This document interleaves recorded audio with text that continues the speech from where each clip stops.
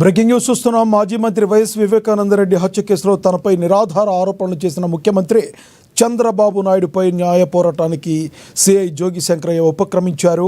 YS వివేక హత్య ప్రదేశంలో సాక్ష్యాధారాలను తాను ధ్వంసం చేసినట్లు, మృతదేహాన్ని తరలించినట్లు ముఖ్యమంత్రి చంద్రబాబు శాసనసభలో మీడియా సమావేశాల్లో చేసిన ఆరోపణలు పూర్తిగా అవాస్తవమని ఆయన తెలిపారు.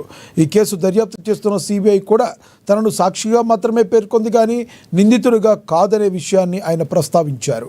ఇదే విషయానికి సంబంధించి మరింత సమాచారాన్ని మా ప్రతినిధి రాఘవ అందిస్తారు ఫోన్ ద్వారా.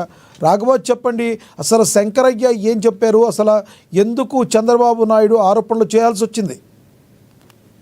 Thank you Lakshminagu. రాష్ట్రంలో ఆసక్తికరణ పరిణామం చోటు చేసుకుందని చెప్పుకోవచ్చు. వివేక హత్య కేసులో తన పరువు భంగం కలిగించారంటూ పులివెందుల సిఐ శంకరయ్య ఏకంగా ముఖ్యమంత్రి చంద్రబాబుకే లీగల్ నోటీసులు పంపాడు.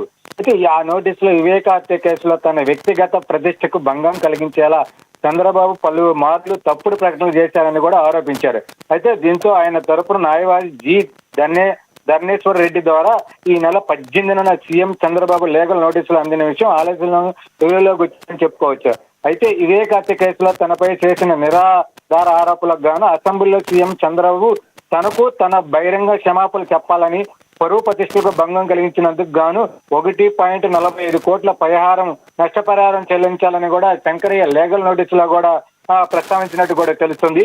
ఏదేమైనట్టు చెప్పుకోవచ్చు, వైఎస్ వివేకానంద రెడ్డి హత్య కేసులో భాగంగా నాడు పులివెందుల సిఐ జె శంకరయ్య అండతోనే నిందితులు ఆధారాలు తారుమారు చేశారంటూ సీఎం చంద్రబాబు బహిరంగ వేదికలపై కూడా ప్రసంగించారని కూడా, అయితే విధులు ఆలస్యత్వం వహించారని కూడా 2019 శంకరయ్యని అప్పుడు ప్రభుత్వం సస్పెండ్ చేసిందని కూడా తెలుసుకో సమాచారం. అయితే వివేక హత్య కేసు బుక్ చేయొద్దని అప్పుడు ఎంపీ అవినేష్ రెడ్డి, ఆయన అనుచరుడు దేవిరెడ్డి శంకర్రెడ్డి కూడా తనను బెదిరించారని కూడా శంకరయ్య సిబిఐ తోటి కూడా స్టేట్మెంట్ ఇచ్చాడు అప్పట్లో. అయితే అదే విధంగా డెడ్ బాడీని కూడా పోస్ట్ మార్టానికి కూడా పంపొద్దంటూ కూడా బెదిరింపులు గురి చేశారని కూడా ఆయన సంచలన విషయాలు కూడా విచారణ కూడా బయట పెట్టారని కూడా తెలుస్తుంది.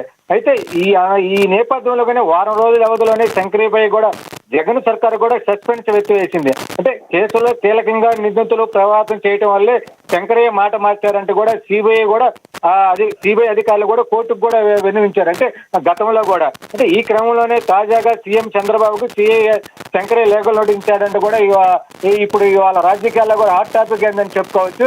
ఏదేమైనట్టుగా ప్రస్తుతం సిఐ అయితే కర్నూలు రేంజ్ సిఐ విఆర్లోనే ఉన్నట్టుగానే ఉన్నాడు. అయితే ఇంతవరకు పోస్టింగ్ కూడా ఏడలేడు. అయితే ఏదైనా లీగల్ నోటీస్ పంపించడం కూడా రాష్ట్ర రాజకీయాల్లో కూడా ఒక ఆసక్తికరమైన చోటు చేసుకుందని చెప్పుకోవచ్చు లక్ష్మీనాగ్. ఏదేమైనప్పటికీ పాత కేసు కూడా ఒక సిబిఐ ముందు ఆధారాలు చెప్పి మళ్ళీ మాట మార్చి కూడా నేను ఏది చెప్పలేదు, ముఖ్యమంత్రి నాకు క్షమాపణ చెప్పాలి, ఒక 1.45 కోట్లు కూడా నాకు నష్టపరిహారం చెల్లించాలని కూడా ఇప్పుడు చెప్పడం కూడా రాష్ట్ర రాజకీయాలకు కూడా ఆసక్తికరమైన విషయాన్ని కూడా తెలుస్తుంది లక్ష్మీనాగ్. Thank you Raghava.